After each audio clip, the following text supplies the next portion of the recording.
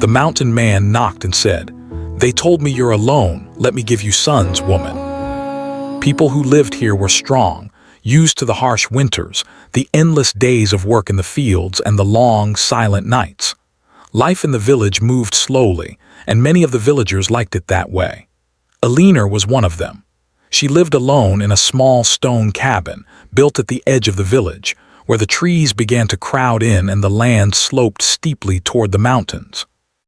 Her home was simple but cozy, a one-room cabin with a stone fireplace, a large bed covered in thick wool blankets, and a few chairs where she could sit and read or sew. It had once been filled with the sound of children's laughter and the warmth of a husband's love. But now, the only sounds that filled the cabin were the crackling of the fire and the occasional howling of the wind outside. It had been 7 years since her husband Thomas had died in a hunting accident. He had been a strong man, tall and broad-shouldered, with a kind face and a gentle manner. He loved Alina deeply and had always promised her that he would take care of her, no matter what. But one fateful winter's day, while he was hunting in the mountains, an unexpected snowstorm had caught him off guard. By the time the search party found his body, it was too late. Alina was left to grieve, to rebuild her life alone. At first, the loss had been unbearable. She had cried for weeks, not knowing how to move forward. The house felt too empty without him. The silence was suffocating. But as the seasons passed, Alina grew stronger. She learned how to manage the land on her own. She chopped wood for the fire, grew her own food, and even hunted small game when the weather allowed. She became known in the village as a woman who could survive on her own, who could hold her own against the challenges of the wilderness.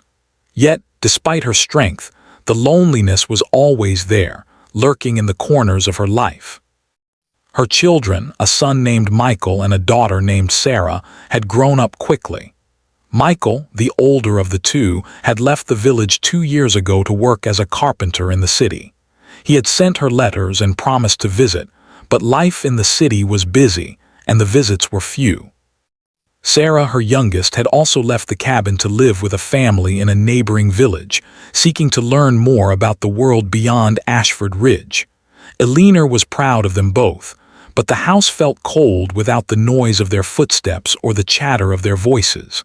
Now, it was just her, alone. She woke up every morning at dawn, made herself a cup of strong tea, and set about her chores. The woodpile needed chopping, the garden needed tending, and the house needed cleaning. These tasks kept her busy, kept her from thinking too much about how empty things felt. Yet, there were moments when the silence grew unbearable.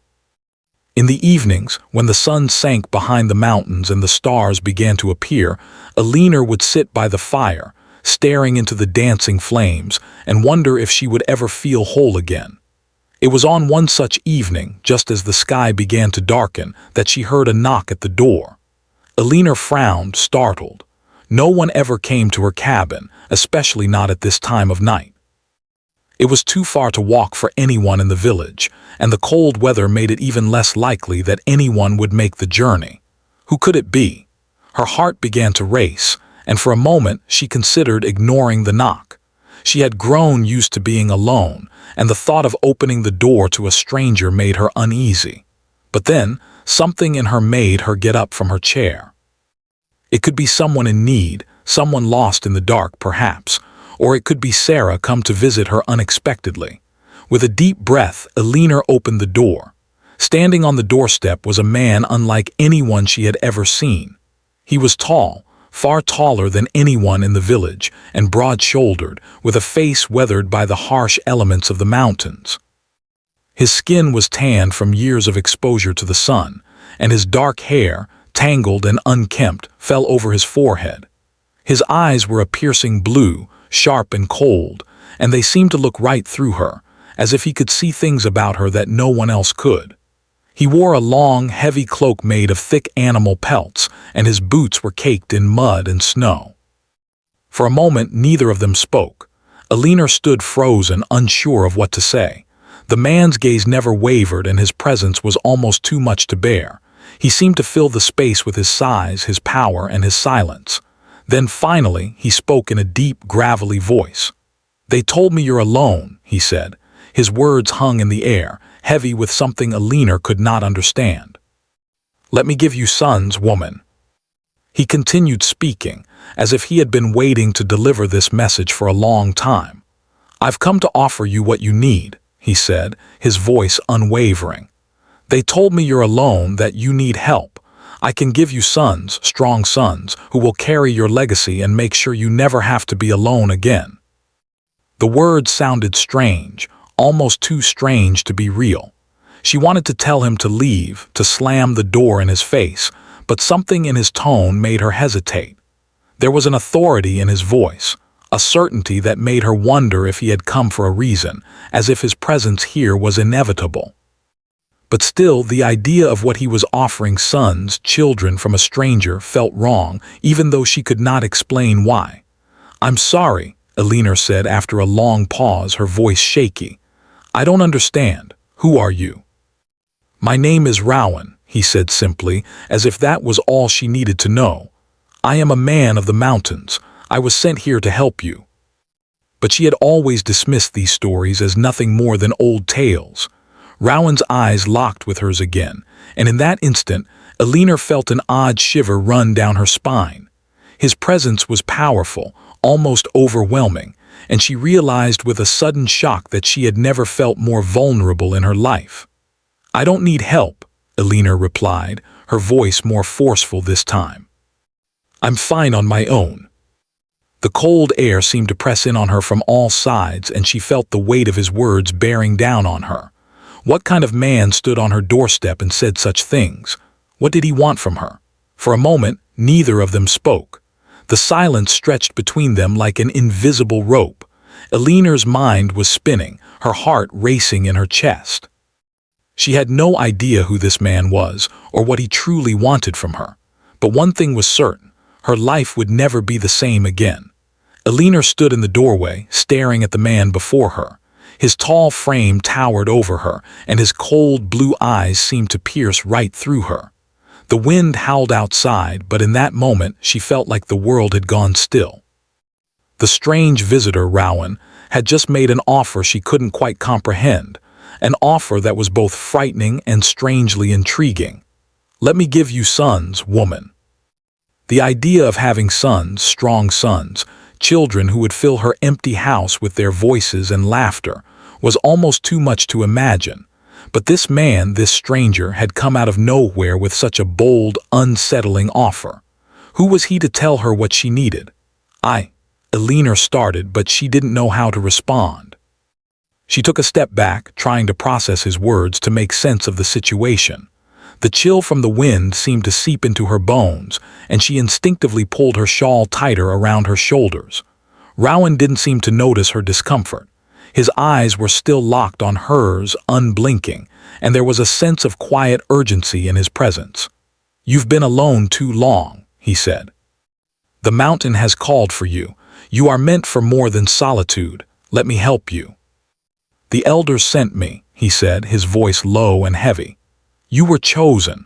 Your destiny is to have sons who will inherit the strength of the mountains. They will carry your legacy forward." She had never thought of herself as someone with a legacy, someone important enough to be chosen.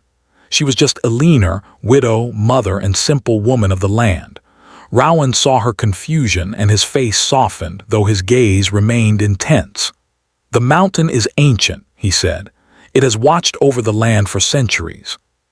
It knows when a woman like you is born, a woman with the strength to shape the future. You were meant for this. You just don't realize it yet." The loneliness, the endless days of tending to the cabin, the emptiness of her home, it all felt so heavy. Maybe, just maybe, she could have the family she had once dreamed of. Maybe she could give birth to children who would never leave her alone in this cold, distant place. But there was something about Rowan that unsettled her. His words were smooth, too smooth. His promises too grand. She didn't know him, didn't know if she could trust him, and yet his presence, his strength made her question everything she thought she knew about herself. "I don't know you," Alina said, her voice shaking slightly. "I don't know who you are or what you want from me. Why are you here?" "I am here because the mountain called me to you," he said simply. "The elders sent me to find you, to offer you what you need. You've been alone for too long. The mountain does not want you to live in isolation any longer. It wants you to fulfill your destiny." She had never been one to believe in such things. She was practical, grounded in reality. She lived in the here and now, focused on surviving, on taking care of herself and her children. She didn't need promises of power or strength. She just wanted peace, a sense of belonging. But Rowan's words gnawed at her. There was a hunger in her heart, a quiet longing that she couldn't deny. She wanted to believe that there was more to life than this quiet existence. She wanted to feel something beyond the weight of loneliness that had settled so deeply in her bones. I don't know what to say," Elinor said, her voice barely above a whisper. "This all feels too strange, too sudden. I've lived my life alone and I've learned to be strong. I don't need anyone to tell me what I'm meant for. You just have to accept it." It was like a fire flickering inside her, a warmth that threatened to grow stronger if she didn't put it out. "What if I don't want this?" she asked, her voice low. "What if I don't want to be part of your plan?" "It's about the future. The mountain will have what it needs. You are part of that. You can either accept it or you can live in the shadows of what could have been. But the choice is yours, Elinor. The mountain is calling, and it will not wait forever." She felt a strange pressure building in the air around her, a tension that made it hard to breathe. Rowan wasn't asking for her consent, he was demanding it. He wasn't offering her a choice. He was offering her a fate. And yet, something in her stirred. What if he was right? What if she was meant for more than this quiet, solitary life? The idea of sons, children who would grow up strong, children who would keep her company, children who would carry her name and her legacy, was a tempting thought. But Elinor couldn't shake the feeling that Rowan was not just a man. There was something otherworldly about him, something primal in the way he spoke, in the way he carried himself. She didn't know what to make of it, but deep down she feared what he might be asking of her. She glanced down at her hands, worn and calloused from years of hard work, and thought of her children, Michael, who had left to build a life of his own, and Sarah, who was now living in a neighboring village. They were her legacy. They were her strength. Could she really give all of that up? Could she allow this man, this stranger, to dictate her future? "I don't know," Elinor said, her voice trembling. "I don't know if I can do this. I don't know if I want to." The mountain is waiting. The days following Rowan's strange visit were like a blur of uncertainty. Elinor could not shake the feeling that her life had suddenly taken a turn she had never expected.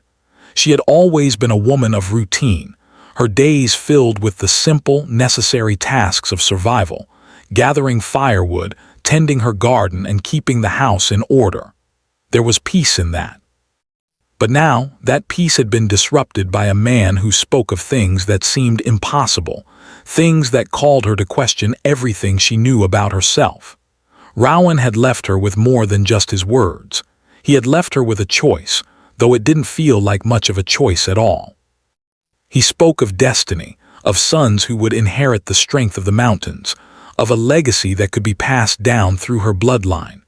He had told her that the mountain was calling her, that she had been chosen for something greater than the life she had known. And though her mind told her to reject it all, a small, quiet part of her couldn't help but be drawn to his words.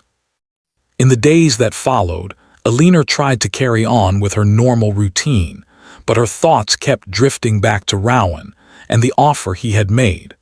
What would it be like to have sons, to raise children who would stay with her, who would never leave her alone in this empty cabin? She had always wanted more children, though after Thomas's death, she had resigned herself to the idea that she would never have that chance again. But Rowan's words stirred something in her, a longing she had buried deep within her heart. The silence of the cabin felt heavier now, as if the walls themselves were pressing in on her. She would wake up in the morning, make her tea, and go about her chores, but her mind kept wandering to Rowan's visit. Was it possible? Could she really have children again?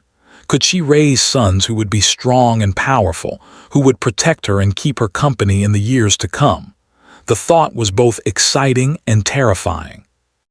One evening, as she sat by the fire, her thoughts tangled in the web of Rowan's offer, she heard a familiar sound, a soft knock at the door. Her heart skipped a beat and a shiver ran down her spine. Could it be him again? Could it be Rowan returning to ask her to make a decision, to remind her of the choice she hadn't yet made? She hesitated, unsure whether she wanted to face him again. The last time he had been here, she had felt overwhelmed by his presence, as if he held some kind of power over her. Yet, despite the unease that swirled in her chest, she found herself getting up and walking to the door. She had to know, she had to hear it again, to decide for herself whether Rowan's offer was something she could accept or something she should reject. When she opened the door, Rowan stood there, just as he had before, tall, imposing, with that same piercing gaze that seemed to read her every thought. He didn't speak at first, just stood there, his eyes locking with hers. There was no warmth in his expression, but there was something in his gaze that made her feel like he knew something about her that she didn't even understand. After a moment of silence, he finally spoke. "Have you thought about what I said? The mountain calls to you, Alina. You cannot ignore it. You are meant to have sons, strong, powerful sons who will carry your name and your strength. The mountain does not choose lightly, and neither do I. Because you are strong, Alina, stronger than you know, and the time has come for you to embrace that strength. You were never meant to be alone. You were meant to lead, to raise sons who will walk in the footsteps of the mountain itself." She had always thought of herself as strong. After all, she had managed alone for so many years. She had raised 2 children by herself after Thomas's death, built a life from the ground up. But what Rowan spoke of wasn't just about survival. It was about power, about something much greater than what she had ever imagined for herself. Part of her wanted to reject it, to tell him once again that she didn't need him, that she was fine as she was. But there was another part of her, a part that had been lying dormant for so long, that couldn't help but wonder if he was right. What if she was meant for something more? What if this was her chance to have a legacy, to build something that would outlast her? Rowan seemed to sense her inner struggle. He stepped closer, so close that she could feel the heat of his body, though he didn't touch her. His voice dropped even lower, becoming almost a whisper. "You are not just a woman, Alina. You are the vessel through which the mountain's power will flow. You will give birth to sons who will not only carry your legacy, but who will help reshape this world. Together, we will build something that will last for centuries." The thought of giving birth to powerful sons, of having children who would never leave her alone in this quiet, empty cabin, it was tempting. Too tempting. But was it right? Was she ready to give herself to this man, to accept whatever fate he was offering? She opened her mouth to speak, but the words caught in her throat. She didn't know what to say. "I don't know," she whispered, barely able to form the words. "I don't know if I can trust you. It has chosen you, and I am here to help you fulfill that destiny." It was faint, almost drowned out by the pounding of her heart, but it was there. She had lived her life by her own rules, had built her life without relying on anyone else. Was it really the right choice to give that up, to trust in something she didn't fully understand? "I'm sorry," Alina said, pulling away from his touch, her voice shaking. "I can't do this. I can't just accept something I don't understand. I don't know what you want from me, but I need time to think. The choice will be yours, but it will not remain for long." And no matter what she chose, there would be no going back. The days after Rowan's departure were heavy with uncertainty. The snow had begun to fall again, blanketing the world outside in a soft, white silence. Alina spent her days tending to the cabin, her hands busy with chores, but her mind was far from focused. Her thoughts were consumed by the strange offer Rowan had made. She had lived alone for so long, built her life on solitude and independence, but now she felt a stirring inside her that she couldn't ignore. What Rowan had said, that she was chosen, that she had a destiny greater than the quiet life she had carved out for herself, kept echoing in her mind. The idea of having sons, of raising children who would be powerful and strong, filled her with a longing she hadn't allowed herself to feel in years. She had loved her children deeply, but they had grown up and left her behind. She hadn't realized how much she missed the sound of their laughter, the feeling of having a family under her roof. At the same time, though, something about Rowan's words troubled her. The way he spoke of the mountain, the way he claimed to know her fate, it felt like a push toward something she didn't understand. Elinor had always trusted her instincts, always believed in the power of her own choices. Could she really trust a stranger who came to her doorstep with promises of power and strength? Could she let go of her independence and give herself over to this man and his mysterious offer? She had spent the past few days pacing the cabin, trying to make sense of everything. But no matter how hard she tried, the answers wouldn't come. There were moments when she felt as though she were on the verge of understanding what Rowan meant. Her heart ached with the idea of being part of something greater, of having sons who would carry her legacy. But then another part of her, the stronger part, would pull her back, reminding her that her life, her strength, had always come from within. She didn't need Rowan. She didn't need anyone. The nights were the hardest. After the chores were done, when the cabin was quiet and the fire was crackling softly in the hearth, Elinor would sit alone, her thoughts spinning in circles. She had lived through enough hardship to know that things were rarely as simple as they seemed. Rowan's offer felt like an easy solution to the loneliness that weighed on her heart, but deep down, she knew nothing in life was ever that simple. One evening, as the fire burned low, Elinor decided to take a walk outside to clear her mind. The snow was falling gently, and the world was bathed in a quiet, peaceful light. She wrapped herself in her warmest shawl and stepped out into the cold. The crunch of her boots on the snow was the only sound that broke the stillness of the night. The air was crisp, and her breath came out in visible puffs as she walked along the narrow path that led to the edge of the forest. She had always loved the mountains. They had been her home, her refuge, ever since she had come to Ashford Ridge with Thomas all those years ago. The towering peaks and the thick forests felt like old friends, constant and steady, a reminder of the strength and resilience of nature. And yet, tonight, they felt different. The vast, quiet landscape seemed to close in around her, as though it were pressing her to make a decision. As she walked, Elinor's mind wandered back to the first time she had come to the village. She had been so young, so full of hope and dreams of a life with Thomas. The life they had built together had been simple but full of love and warmth. She had never imagined it would end so soon, that she would one day find herself alone in this quiet cabin with nothing but memories for company. The loss of Thomas had been a deep wound, one she had carried with her for years. But now the wound had healed into something else, a quiet strength. She had learned to depend on herself, to trust her own ability to survive in the face of adversity. She had raised her children on her own, and while the ache of loneliness was always there, she had come to understand that her independence was something she could never give up. But now, Rowan's offer had shaken her. She wasn't just facing the loss of her husband anymore. Now, she was being asked to give up the one thing that had sustained her through it all, her sense of control over her own life. Rowan had made it clear that the mountain had a plan for her. The idea of having sons, children who would grow up to be strong and powerful, was tempting. But she had always believed that she was the master of her own fate. Could she really allow herself to be part of some ancient destiny that was beyond her understanding? As she walked deeper into the forest, Elinor felt the weight of her decision pressing on her shoulders. She had never been one to shy away from difficult choices, but this one felt different. The more she thought about it, the more confused she became. It was then that she heard it, a rustle in the snow behind her, followed by the crunch of boots on the ground. She turned quickly, her heart skipping a beat, and there he was, Rowan, standing in the shadows of the trees, his tall figure outlined against the pale light of the moon. His presence was as commanding as ever, and for a moment, Elinor felt a wave of unease wash over her.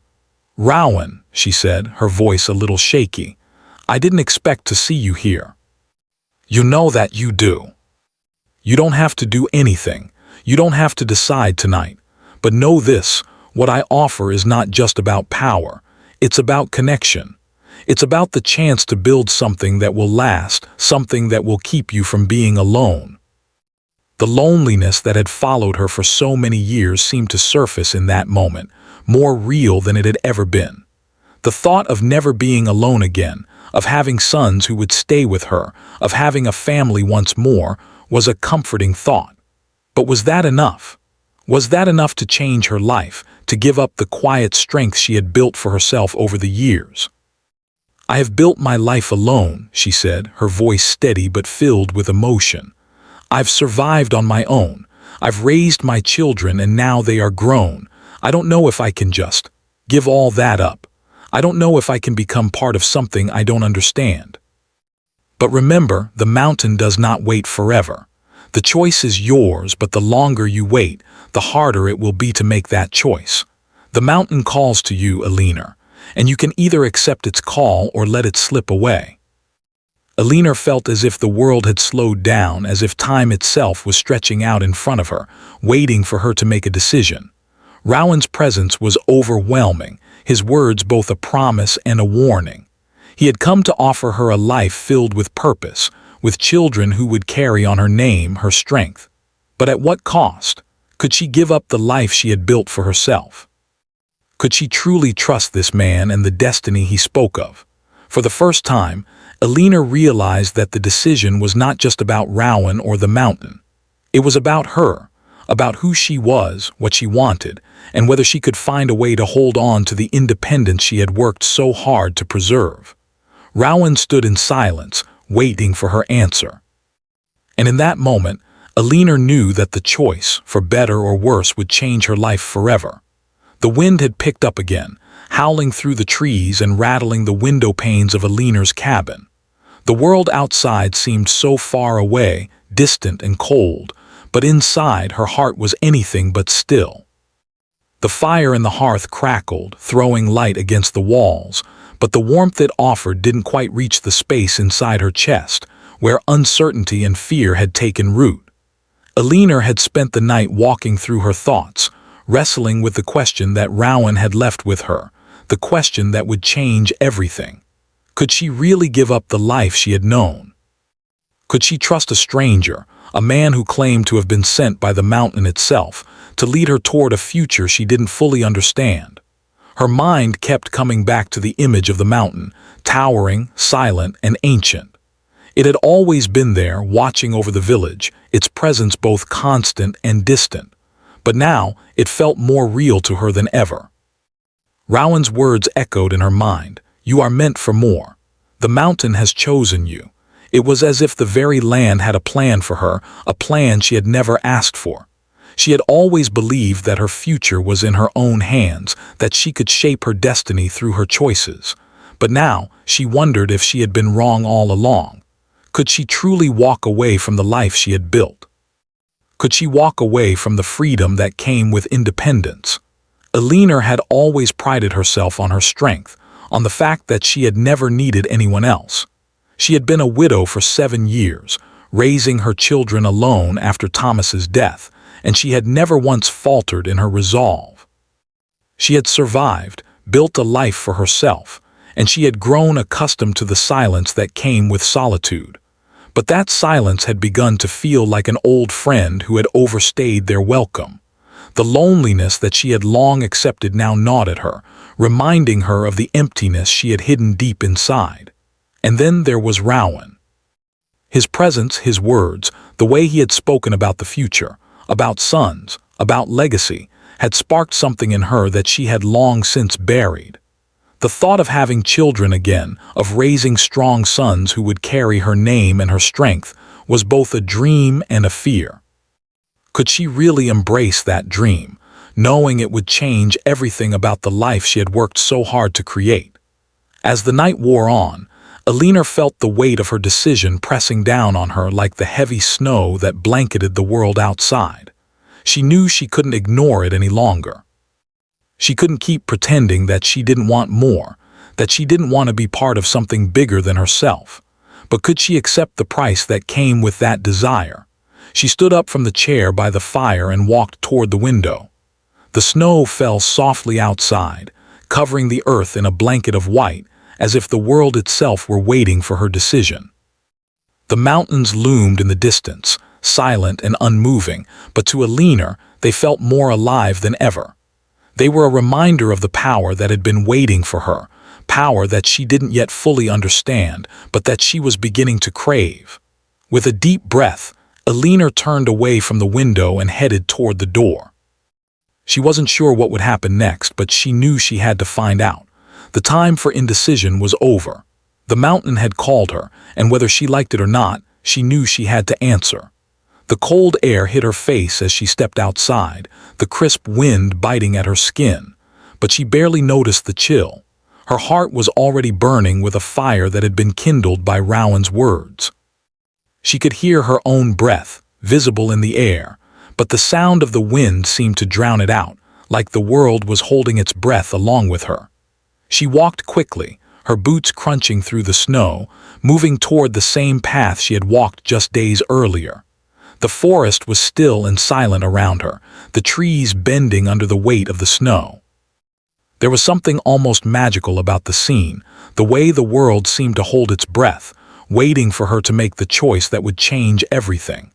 As she neared the edge of the forest, she saw him again. Rowan stood in the clearing, his figure dark against the pale light of the moon. He was waiting for her, his tall frame silhouetted by the night sky. He didn't move when she approached, but his eyes followed her every step, as though he had known all along that she would come.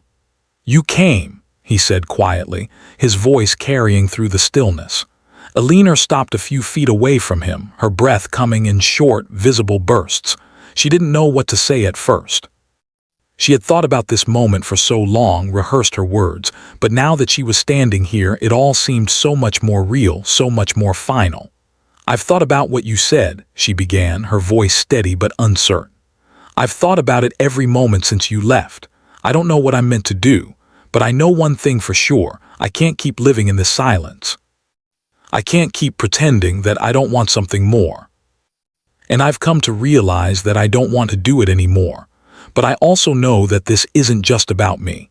It's about the future, about something greater than myself. I'm ready to embrace that, to accept what the mountain offers. And together, we will make that future happen." But she also knew that she was no longer alone in this. She had made the choice to embrace the future, to let go of the life she had known and step into something new. Rowan reached out and took her hand, his touch warm against the cold night air. It wasn't a forceful gesture, but one of connection. It was as if he was welcoming her into something that had always been waiting for her, something that had been a part of her all along. "You are not alone anymore," he said, his voice quiet but firm, "and you will never be again." The fear that had gripped her heart began to dissolve, replaced by a quiet sense of peace. She had chosen to embrace the unknown, to step into a future that was beyond her control. But she also knew that it was a future that she could shape, a future that would be hers to build. The snow continued to fall around them, the world silent and still. But inside Alina there was a fire beginning to burn, one that had been waiting for this moment. It was a fire of strength, of power, and of purpose. The mountain had called her and she had answered. Together, she and Rowan would walk into that future, into the unknown, and build something that would last. The future was uncertain, but for the first time, Alina felt ready to face it. She was no longer just a woman of the village, alone in her cabin. She was part of something bigger, something ancient and powerful, and she would carry that strength with her into the days to come. The mountains loomed in the distance, silent witnesses to the decision she had made. But Alina knew, deep in her heart, that she had made the right choice. The journey ahead would be difficult, filled with challenges and obstacles, but it was a journey she no longer had to face alone. And as she walked forward, hand in hand with Rowan, she knew that the story of her life was only just beginning.